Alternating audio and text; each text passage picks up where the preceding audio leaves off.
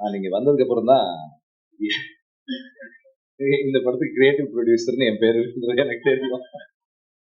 நான் இந்த படத்துல இன்வால்வ்டு கிரியேட்டிவான்னு எனக்கு தெரியும். கிரியேட்டிவ் ப்ரொடியூசர்ன்ற டைட்டிலோட இன்வால்வ் வந்து இப்பதான் தெரியும், எனக்கு இங்க வந்துதான் தெரியும்.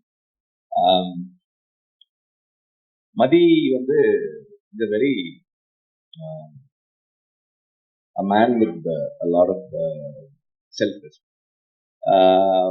எப்படின்னா எதையுமே வந்து he doesn't take it for granted. அவங்க வீட்டில் வந்து அவங்க அப்பா அம்மாவுக்கு வந்து அவன் இன்ஜினியரிங் படிக்கணும்னு ஆசை. அதனால இன்ஜினியரிங்க்கு ஜாயின் பண்ணி 4 வருஷம் காலேஜ் போகணும். அதுக்கப்புறம் சினிமாவுக்கு போகணுன்னப்போ நீ டிகிரி வாங்கினா போகலாம். எத்தனை அரியர்ஸ் இருந்தது? ஓகே, மொத்தமா 10 அரியர்ஸ் இருந்தது. சரி, நான் முடிச்சா போலாமா அப்படின்னு கேட்டப்போ போ அப்படின்னு சொல்லியிருக்காங்க.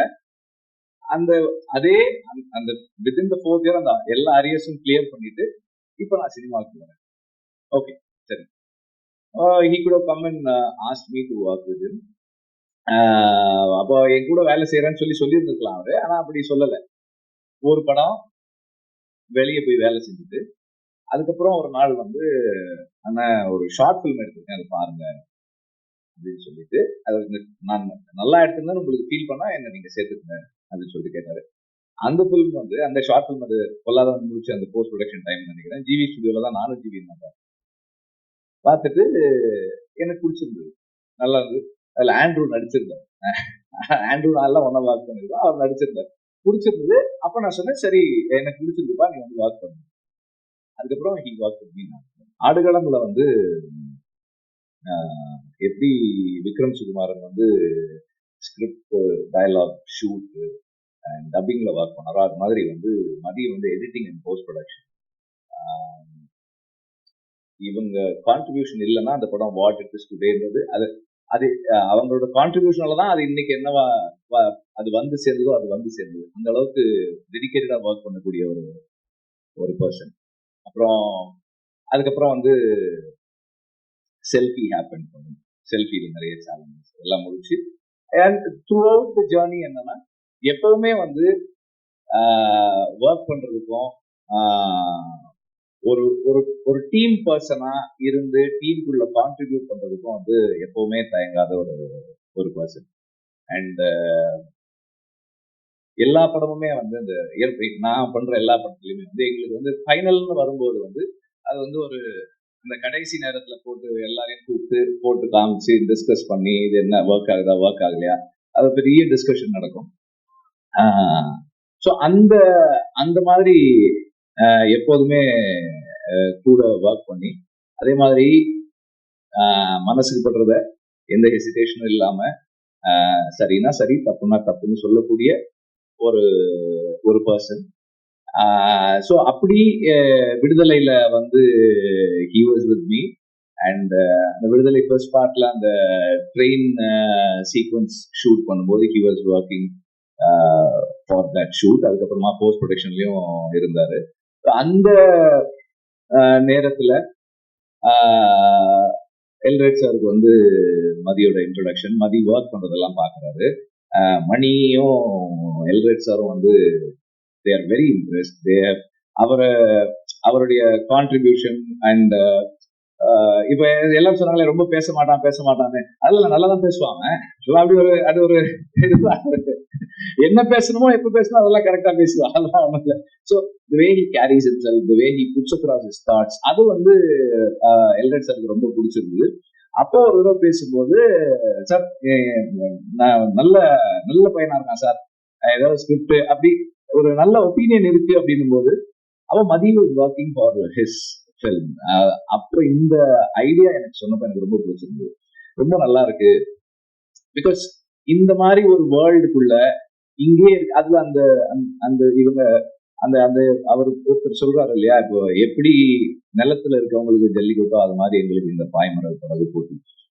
நம்ம இங்கே இருக்கோம், நம்ம மக்கள்ல ஒருத்தருக்கு வந்து இப்படி ஒரு விளையாட்டு இருக்கு, இப்படி ஒரு ஸ்போர்ட் இருக்கு, அது அவங்க வாழ்க்கையோட அவ்வளவு முக்கியமான ஒரு அங்கமா இருக்கு, ஆனா நமக்கு தெரியல. அப்ப இந்த மாதிரியான ஒரு ஒரு வேர்ல்டை எக்ஸ்ப்ளோர் பண்ணி இப்படி ஒரு ஸ்டோரி சொல்லணும்னு நினைக்கிறது வந்து எனக்கு ரொம்ப நல்லா இருந்தது. I thought it's a very good idea to explore further. நீ அதை இன்னும் ஒர்க் பண்ணு அப்படின்னு சொன்னேன். அந்த அந்த பேக்ரவுண்ட்ல கொஞ்சம் டெவலப் பண்ணி ஒரு ஒரு ஒரு கான்செப்டா சொன்னப்போ நான் ப்ரொடியூசர்கிட்ட சொன்னேன், சார் உங்க வேர்ல்டுக்குள்ள ஒரு கதை இருக்கு சார், கதை சொல்றாங்க சார், நீங்க கேளுங்க அப்படின்னு. அது ஐ திங்க் அந்த விடுதலை கிளைமேக்ஸ் ஷூட்டிங் ஸ்பாட்லயே ஏதோ பேசணும்னு நினைக்கிறேன். அந்த இடத்துல சொன்ன ஒரு லைன் சொன்ன உடனே அவரு சார் சூப்பரா இருக்கு சார். அங்க இருந்து தென் அதுக்கப்புறம் அவங்க அது அப்படியே அந்த ஜேர்னி அப்படி போக ஆரம்பிச்சிருச்சு. And I'm very happy that it happen. இப்போ இதுல இருக்கிற டீம் கதிர் பத்தி சொல்லணும்னா, மற்றவங்களை எனக்கு பர்சனலா தெரியாது, அப்கோர்ஸ் ஜிவி தெரியும்.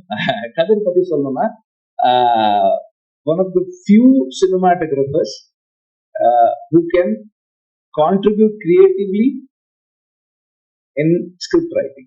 ஸ்கிரிப்ட் ஸ்டேஜ்லயே வந்து அவரால் வந்து கிரியேட்டிவா கான்ட்ரிபியூட் பண்ண முடியும்.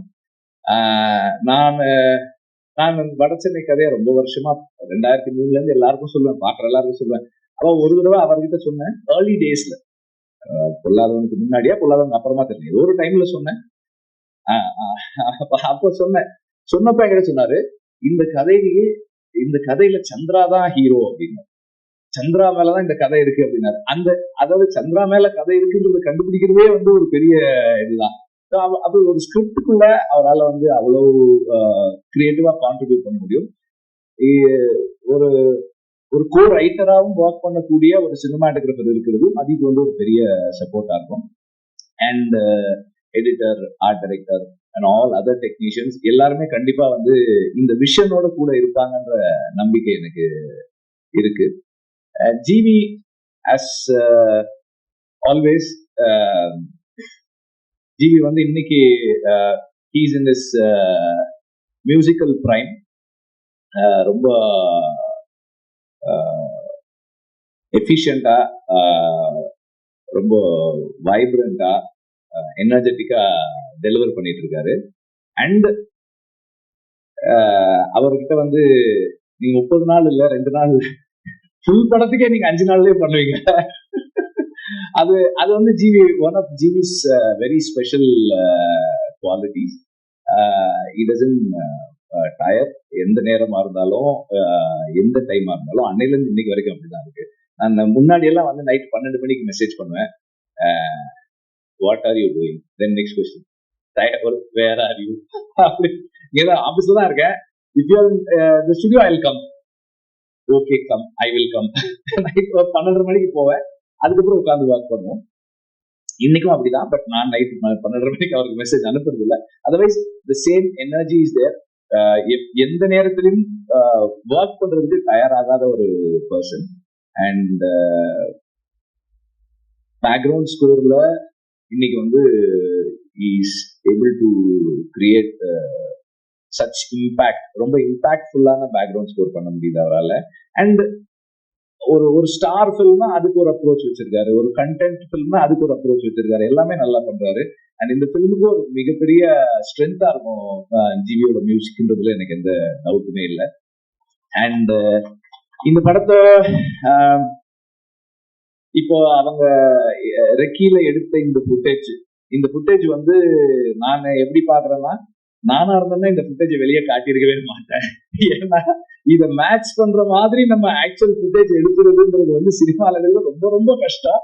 இதை வந்து அவங்க வெளியே காட்டுறதே வந்து அவங்க கான்பிடன்ஸ் தான் சொல்லுது. It's going to be a very challenging task for everybody to create this, to be part of this behind the camera and in front of the camera. ரொம்ப ரொம்ப பெரிய சேலஞ்சு. மதி வந்து I think he has taken up a very very very big challenge. But என்னன்னா, சூரி மாதிரி ஒரு டெடிகேட்டடான ஒரு ஆர்டிஸ்டும், எல்ரெட் மாதிரி ஒரு பேஷனட்டான ப்ரொடியூசரும் இருந்தா, அவர் எல்ரெட் சார் வந்து நம்ம ப்ரொடியூசர் வந்து அவருடைய என்ன சொல்றது, ப்ரொடியூசர் ஆகிறது அவருக்கு செகண்ட் ஜாப் தான். அவர் வந்து ஃபர்ஸ்ட் வந்து ஏடி தான், அவர் ஃபர்ஸ்ட் அசிஸ்டன்ட் டைரக்டர். நம்ம ஏதாவது சொன்னா, சார் அன்னைக்கு சொல்லும் போது அப்படி சொன்னீங்களே சார், வேணாம் சார் இப்போ இப்படி எடுத்துக்கலாம் சார், சார் அது நல்லா இருந்தே சார், சரியில்லை சார் ஒரு 2 நாள் எக்ஸ்ட்ரா ஆகும் சார், அப்படியா சார் போயிடுவாரு. போன உடனே ஒரு 1/2 hour கழிச்சு மணி அடிப்பார், சார் சார் சொன்னார் சார், அது ஒரு 3 days ஆனா கூட பரவாயில்ல எடுத்துடலாம்னு சொன்னார் சார். இல்ல நீ பட்ஜெட் இல்ல சார் அதெல்லாம் சார் பாரு சார். இல்ல இப்ப பீட்டர் வரணுமே, அதுக்கு பீட்டர் சார் அது பேசிக்கலாம் சார். சார் வந்து அது எடுத்துட்டா நல்லா இருக்கும்ன்றாரு சார். இப்போ எப்படி ஆயிடும்னா, டைரக்டர் வந்து ப்ரொடியூசர் கன்வின்ஸ் பண்ணுவாரு செலவு பண்றதுக்கு. நம்ம வந்து ஐயோ செலவாகுமே அப்படி எடுக்கணும். அந்த மாதிரி ஒரு passionate about the story telling process and அதுல வந்து இன்வால்வ் ஆகி டைரக்டர் கூடவே ஒர்க் பண்ற ஒரு ப்ரொடியூசர். ஸோ இந்த மாதிரி ஒரு டீம் இருந்தா கண்டிப்பா மதியால பண்ண முடியும்னு நினைக்கிறேன். சூரி வந்து அவ இன்னைக்கு வந்து ஒரு எந்த கைண்ட் ஆஃப் ரோல்ஸும் பண்ணுது. ஒரு ரூரலான ஒரு ரஸ்டிக்கான ஒரு ஃபிலிம்ல பிளேஸ் பண்ணக்கூடிய ஒரு பிசிக் ஒரு அப்பியரன்ஸோட இருக்கிற ஒரு ஆர்டிஸ்டா இருக்காரு. அண்ட் எல்லாத்தையும் தாண்டி எவ்வளவு அடிச்சாலும் தாங்கக்கூடிய உடல் வலிமை இருக்கு சூரிய கிட்ட. Is a strong man in the sense like he's fit physically and mentally is very strong. நம்ம எந்த எக்ஸ்டென்ட்டுக்கும் புஷ் பண்ணலாம்.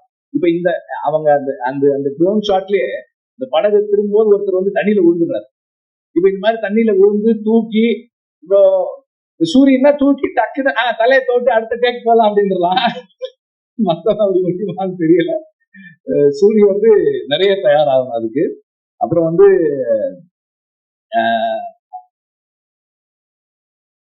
சுஹாஸுக்கு வந்து ஒரு சிறப்பு நன்றி.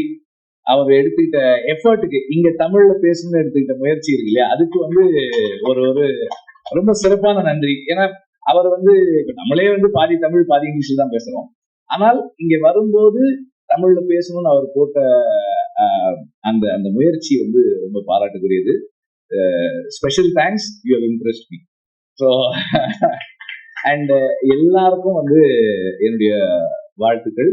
அண்ட் மதிய வந்து நான் திட்டல, நான் கொஞ்சம் அழுத்தமா சஜஸ்ட் பண்ணேன், அவ்வளவுதான்.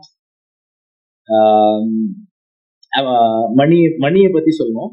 மணி வந்து எல்ரடுடைய ஒரு ஒரு என்ன சொல்றது ஒரு ஃபில்டர். மணி வந்து எதை எப்படி எங்க யார்கிட்ட சொல்லணுன்றத வந்து ரொம்ப பக்குவமா ஹேண்டில் பண்ணி ஒரு ப்ராஜெக்ட பத்திரமா, இந்த படத்தினுடைய பாய்மரம் வந்து மணிதான் கரெக்டா வந்து கொண்டு போய் சேர்க்கறதுக்கு வந்து மணி வந்து எப்போதுமே முயற்சி பண்ணிக்கிட்டே இருக்கிற ஒரு ஆளு. அண்ட் எல்லாருக்குமே வந்து என்னுடைய வாழ்த்துக்கள். அண்ட் ஒவ்வொரு கட்டத்திலயும் இந்த படத்தை நான் பார்த்துட்டே இருக்க போறேன். என்னுடைய கருத்துக்களை அழுத்தமா சொல்லிக்கிட்டே இருக்க போறேன். Thank you very much.